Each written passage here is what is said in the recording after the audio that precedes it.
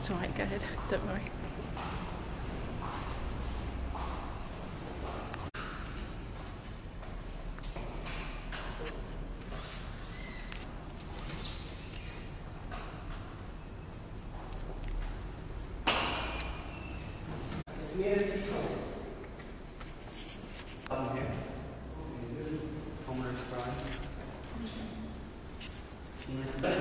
So Paul, the two pieces that you have in the exhibition, Everything But the Girl and Girls Aloud, how did those two pieces come together? What's the creative process that goes in?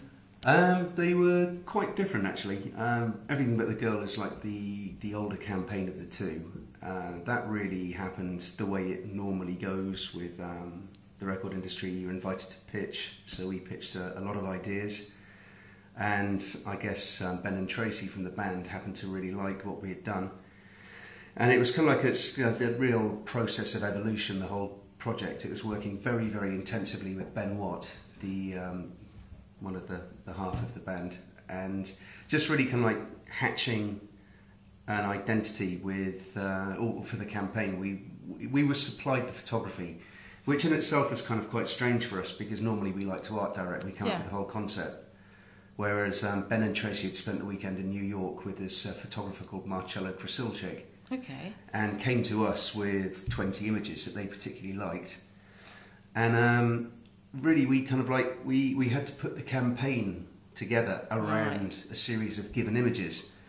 But in a nutshell, what we really liked about the photos, they were very kind of reportage, very kind of like fly on the wall. Yeah.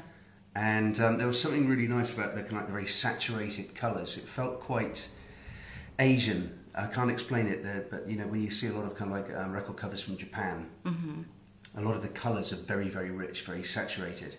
So we started thinking a little bit kind of like laterally about the subject. And one thing that we as designers love, you know, we always look to the East, as the East always looks to the West for inspiration. And I've always loved going into record shops and seeing the import sections, and you always get the Japanese imports, which have always got the barcodes on the front. This kind of like, you know, just like the Asian kanji scripts, and just kind of really, really bright, quite lurid colours. And that was really the inspiration behind the campaign. So we kind of like started transposing these elements that we really liked onto the photographs, and just really hit the nail on the head. And Ben and Tracy were absolutely over the moon with it. And as soon as we actually kind of like hit on that idea, the campaign was just a seamless enjoyment. But obviously it was all weighted up front, because up front we were doing like many different ideas that we weren't particularly happy with, or maybe the band weren't completely, they liked, but they just didn't know it. But it just came together on this idea of the whole Asian inspiration. Okay, that's fantastic. Girls Aloud album cover, completely different. How did that come together? Well, it really started when Polydor Records came to us, and I mean, Polydor, we've got quite a good reputation in the music industry of working with pop. And a lot of people think pop's a kind of like a dirty word. But we've never seen it like that. We've always seen it as pop is also, you know, great performance, exceptional songwriting, some of the best remixers, producers and DJs. And we've always wanted to be a kind of part of that lineage. And we looked at Girls Aloud as a really brilliant challenge. It was like the idea, and another design group had done their first album when they won Pop Stars, The Rivals, I think it was. And we just saw a chance to maybe try and do something there to kind of like elevate them from TV pop strolls, and just to kind of like just have a bit of fun with them. I mean, they're great people. It was really, really enjoyable working with them. We worked with some brilliant photographers. Really exceptionally good photographers, actually, just kind of like capturing the spirit of the band. So how's that whole test tube, the lady in the test tube thing, how's that come together? Well, they're not giant test tubes, are they? Weren't it? No. That's the power of post-production. We work with a photographer called Sean McMenemy. Okay. Very, very good photographer, and there's something about, obviously, biology. I started thinking, okay, well, let's look at the whole science kind of thing. And to be honest with you, the main idea was a really amazing cover by a band called X-Ray Specs, and their album cover was called Germ-Free Adolescence, shot by a photographer called Trevor Key.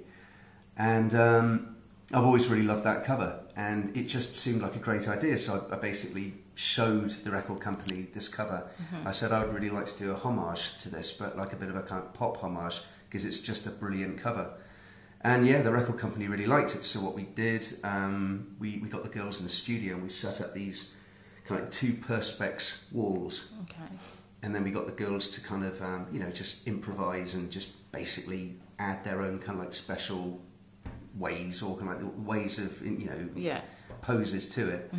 And from that, we then shot a test tube, and it was really a matter of just kind of cutting the girls out. The great thing was, because they were all exactly in the same area, they couldn't go any further. And then we literally just transposed them onto the test tubes. Right. And just a really iconic cover. It's like the record company had said that it was probably the best cover that we had done for the girls, because it had an idea, it looked really good, and it was fun, and it completely captured the spirit of the girls and what they were doing together as Girls Aloud at that time. Okay, that's excellent. Thank you for Okay. clearing that up for me, because I couldn't figure it out.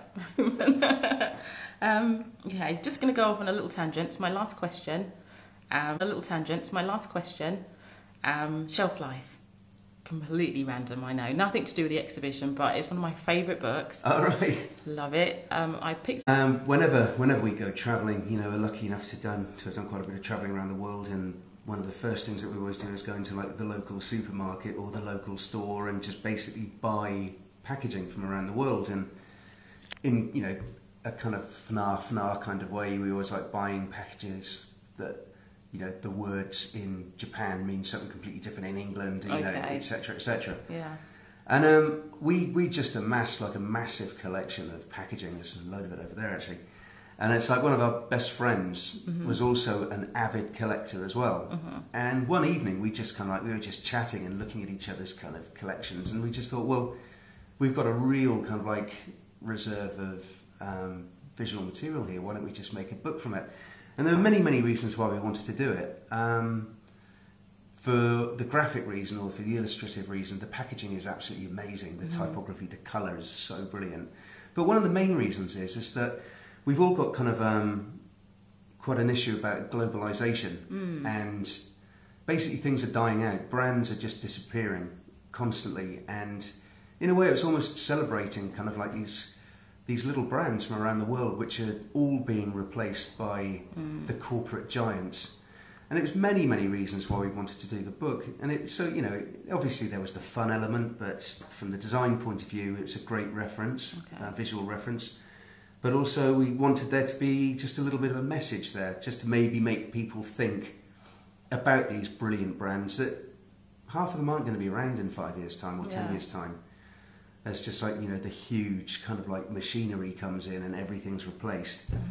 And that was really the idea, but in terms of the actual layout and the design of the book, well, that was all very, very led from the actual packaging itself. Just the great things, the printer's bars that you'll see on a Tetra Pak, or just little references like that. We were just really influenced by in creating the book. And did the book come in a